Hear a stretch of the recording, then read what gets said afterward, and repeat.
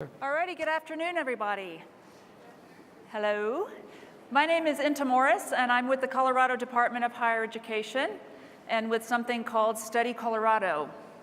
And what is Study Colorado? Well, very simply, we promote Colorado's 5th largest export, and you're going to hear about that. But first, I want to say that it's not going unnoticed that you chose this session over the cannabis session next door. I don't know what that means, but you're all noticed for being here. So we're talking today about Colorado's 5th largest export. I'm going to let my colleagues here introduce themselves, and then we will dig in. John. Sure. Thank you, Inta. Hello, everyone. My name is John Sunnygard. I'm the Executive Director of International Affairs at the University of Colorado, Denver, and the University of Colorado Anschutz Medical Campus. And my name is Chad Hoseth. I'm Director of International Initiatives in the Office of International Programs at Colorado State University up in Fort Collins. Alrighty, well, you're here. You probably know what we're talking about as our 5th largest export, but we're going to have a little audience involvement here. Who wants to shout it out? Did I hear that? I heard it. Education, yes. So what do we mean by that? I don't know. John, tell us. What do we mean by education being Colorado's 5th largest export? Sure.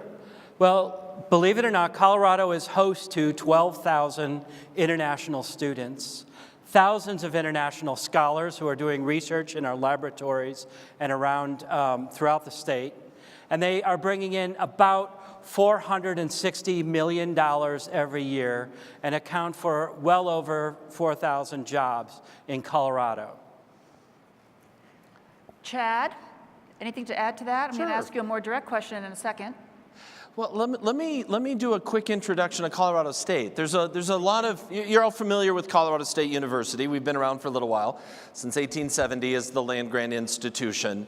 What you may not know, though, is if you were to pull up the CSU website right now and look up the mission statement, right? What's this CSU thing all about?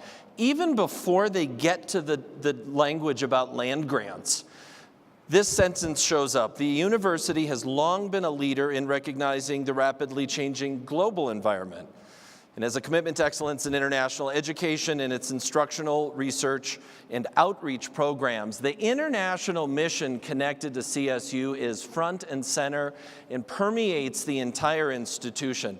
In fact, there's a line that we like to say on campus. At CSU, internationalization isn't just about one thing. It's about everything. And we see that play out in a wide array of activities, including, as John was talking about, international student enrollment.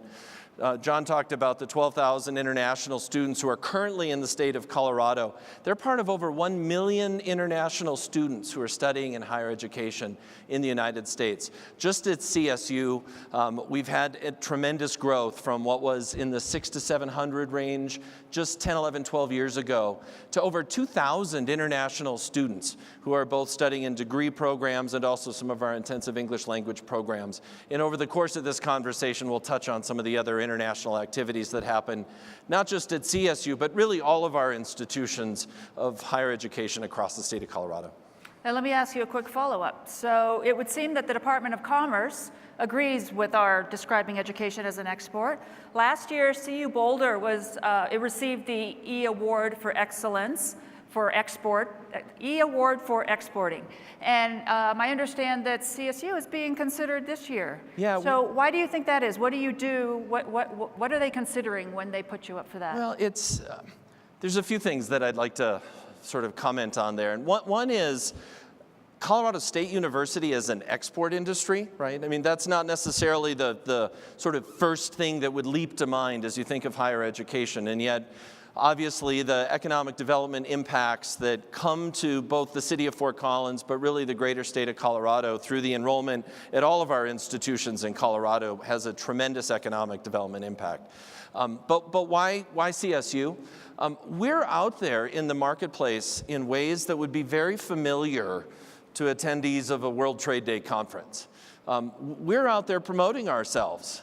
We're hoping that international students might consider Colorado State University to acquire their education, to acquire knowledge, and there's challenges that we have in the marketplace. Similar to challenges you all have regarding language, regarding culture, regarding financing and pricing, regarding outreach, regarding legal and regulatory frameworks. We struggle in many of the same ways that private industry struggles in terms of operating in an international space. And how do we overcome that? Well, we're focused on partnerships. It's been the word of the day, from what I can tell here. At every single point, that word partnerships has come up. And for CSU, partnerships means with private sector entities located around the world to help tell the CSU story, with other institutions of higher education across the state of Colorado to help support and create Study Colorado and have a partnership with the state of Colorado that really promotes Colorado as a destination for higher ed. And then finally, I want to say the U.S. federal government and their Education USA program. I'm not sure if Paul Bergman's in the room, but special thanks to Paul for his support of the nomination of the award and for being a real advocate for higher education as an export industry. Thanks, Chad. So yes, Study Colorado is in fact a partnership. We were started by the governor as an initiative of the state, of the institutions of higher education, and of the business community. And so here we are today talking to and with and about the business community. So John, let's talk a little bit more about that, and why should the business community care about what we're doing in education? Well, education, for most of you, is you are in very competitive industries, I'm assuming. And one of the key determinants of that competition is the best ideas, the most innovative products and programs, and the ability to extend yourself and get into markets. We do the same thing. I'm selling a $200,000 product. By the time a student graduates with a bachelor's degree from the University of Colorado, Denver, they and their family have made about a $200,000 investment. And they expect to get a return on that investment. The return that they're looking for on that investment is a job in their home country, maybe an opportunity to work in the United States and learn how American business functions.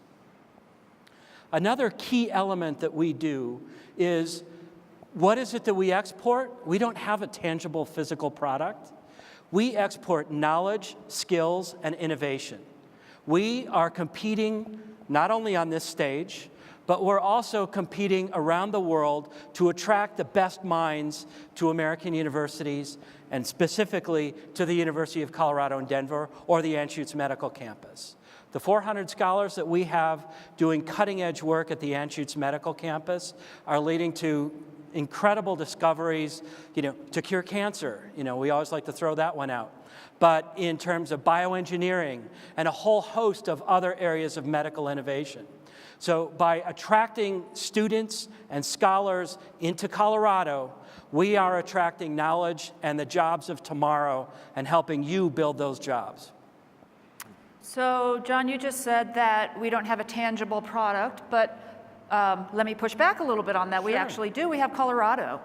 Oh, yeah. We are selling to students from around the world. We're selling Colorado. We're selling the mountains. We're selling the outdoors. We're selling the blue sky. We're selling the sunshine. Those are our top selling points, in addition to the top educational experience that they'll have here. So how do you do that? What else do you say to students? How do you sell Colorado? Sure. Well, aside from the fact that Colorado sells itself. There you go. We also have, CU Denver has 5,000 alumni around the world. The University of Colorado system itself has 13 current or former ministers in the Saudi government. Think about that for a minute. That is more than Yale graduate George W. Bush had from Yale in his cabinet. We represent a lot of influence and power outside, but what's really important is those people had a great experience in Colorado 20, 25, 30 years ago, 15 years ago. They tell their family members, their children, you must go to the University of Colorado.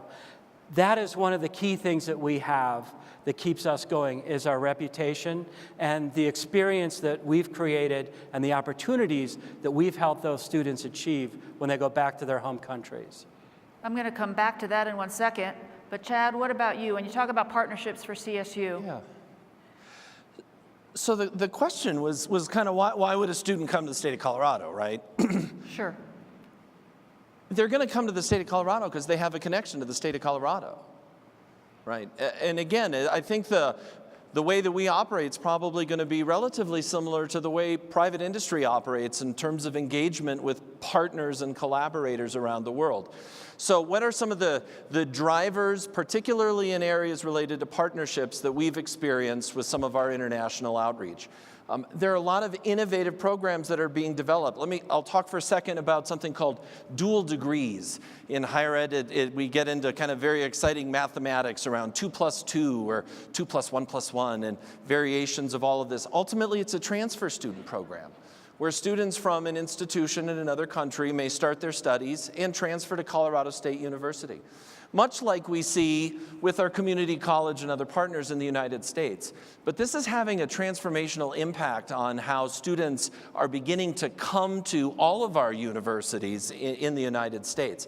And in fact, it's the relationship often established by a faculty member, or often established by an alum of our institution who returns home, becomes a faculty member at their institution, has very fond memories of their time in Colorado, and says, let's build on that. And what that looks like tangibly is an international student who comes to our campus through the partnership, through partnerships that we have with private sector entities, partnerships we have with even high schools now too, where we're really trying to build this web, this linkage of spaces. Now, of course, everything that you've said about Colorado is true, and it's a real easy place then to get people to come to. But I think it's that relationship that actually is the start of the conversation that eventually encourages more students to consider coming to any of our institutions in the state. Can I just talk for a second about Absolutely. partnerships and relationships? Believe it or not, the University of Colorado, Denver has the oldest U.S. degree program in China. Our program is 25 years. We partner with China Agricultural University. Kind of interesting for an urban public research university to be partnering with an agricultural university in a huge city. But there's no competition here. But no, there's no competition here. Your football team will beat ours any day. But the point is that program accounts for 400 students who are registered and studying at the University of Colorado, Denver, for a long history of alumni who are working in China, working in the United States, working in the United Kingdom. The students who graduate from that program go on to top graduate programs in the United States and around the world. It's really a gem. And one of the beautiful things that comes with that is we have this incredible network, again, of people in China and throughout the world who have a deep affection for Colorado and for Denver. So let's talk about this network, global network. Right about now, last week, this week, next week, in the universities and colleges in the state, we are graduating something between 3,000 and 4,000 international students who are now going back home to their countries. They have been here, some for 2 years, some for 4 years, some for even longer. And I gotta believe that probably 99% of them had a fabulous experience and love Colorado. So now, just from this year, that's 3,000 to 4,000 students going back to their countries. If you look over history, thousands and thousands and thousands of people out there who are a natural global network for you all, for businesses around the world. Sure. Say something about that. Yeah. You know, I have the good fortune of visiting with our alumni. We started reaching out to our international alumni about 3 years ago. We have a database that still has alumni listed as living in Englewood, who have graduated like 20 years ago. So we've started reaching out to those alumni. And there's something really precious about going to someone's home in Jeddah, Saudi Arabia, and receiving an incredibly warm welcome, meeting the patriarch of the family, his 6 sons, all of whom studied at one of the University of Colorado campuses, Boulder, Denver, one down at Colorado Springs, and having them talk about how wonderful Colorado is and their investments that they've made in Colorado and how they continue to plan to make more investments in Colorado.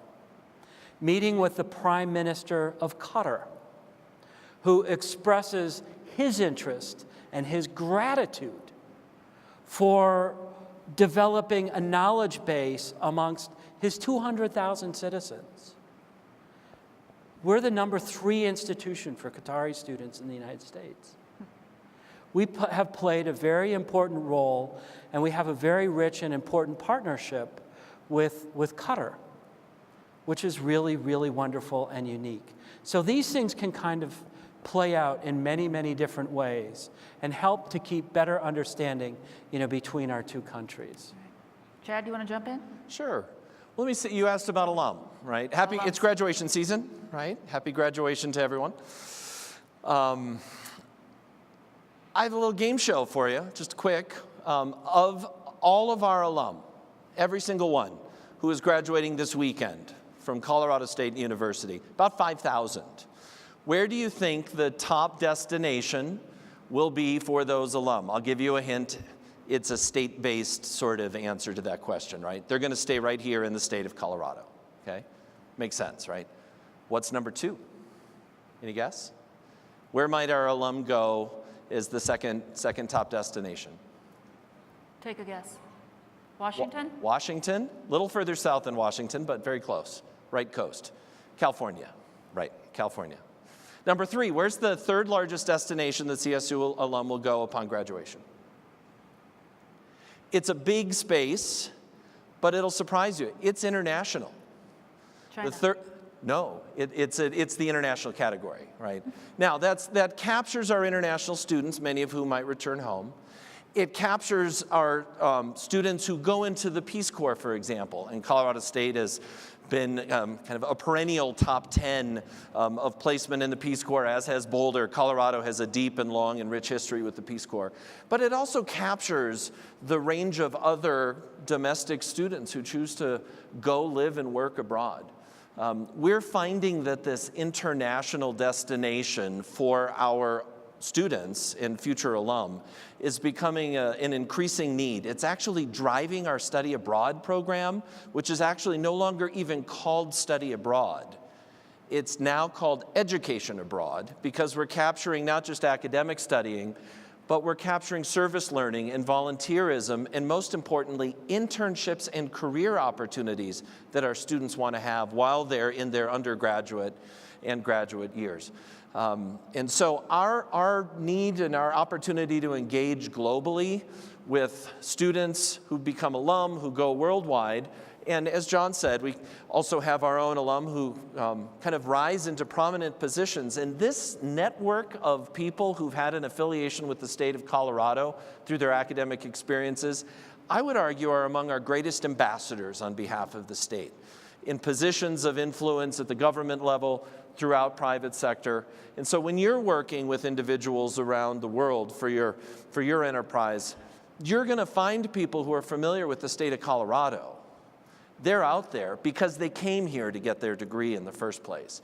And we, as institutions, are doing our best to train your current and future employees to be ready to work in an international trade and an international, sort of internationally oriented private sector industry. So the last thing I will say on this, though, too, I encourage you to get to know your local university.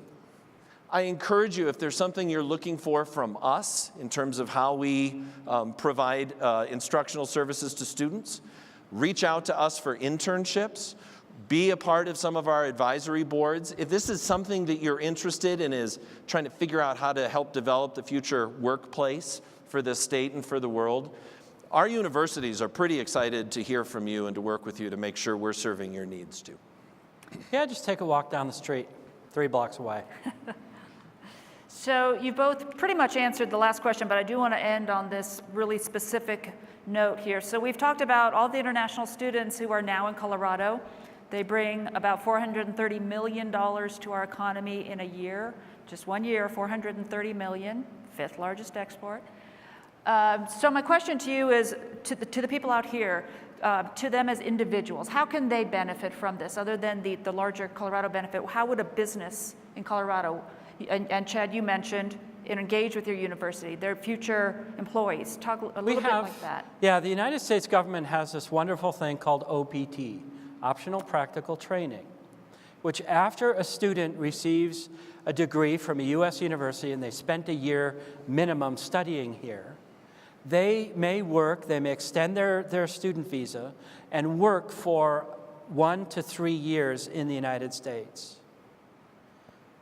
Hire them. Hire them.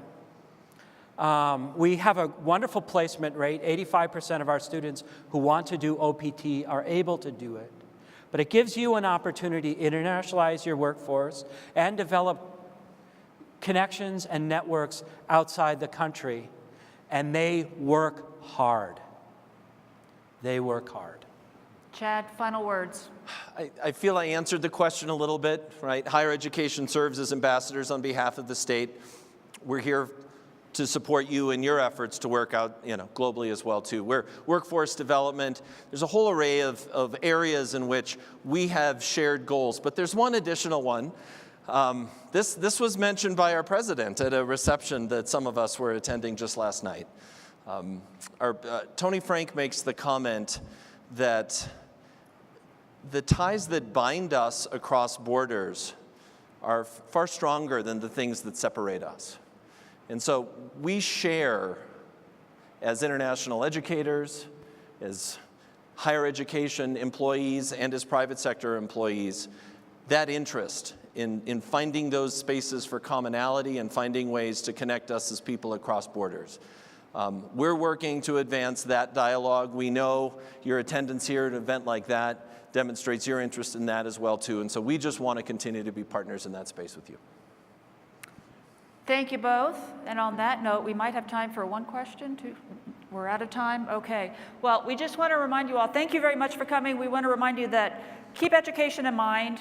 We at the state, working with our institutions, working with you all as business partners, we want to keep Colorado global, make Colorado more global, and make sure that we keep in mind the role of students, your future workforce, in making Colorado global. So thank you very much. Thank you.